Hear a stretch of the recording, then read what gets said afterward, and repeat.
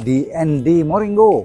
Dalamnya dipanggil Moringa Masalati. Masalati ni selalu kat Malaysia tu kedai-kedai mamak lah, malam-malam you pergi dengan dia buat kawah besar-besar, ada susu semua tu kan.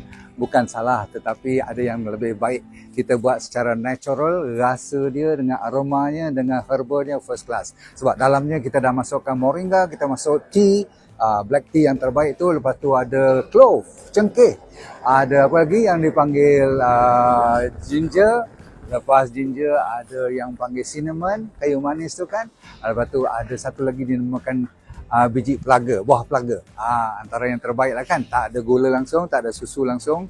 Jadi anda pastikan ambilkan ni demi untuk jaga kesihatan. Untuk apa? Sebab semua herba-herba tadi boleh membantu anda meningkatkan kesihatan. Satu, dari segi antioksidannya banyak, polifenolnya banyak. Kalau dengar ni semua tu bahan-bahan mineral dan trace mineral daripada herba-herba terbaik. Kalau dengar cengkeh saja, cengkeh boleh melawan berbagai, membantu melawan berbagai jenis masalah, terutama sekali masalah urat, saraf. Jadi kalau dapat sampai boleh tidur dengan lebih nyenyak, boleh ambil ni 2 hingga 3 kali sehari tanpa gula, tanpa susu.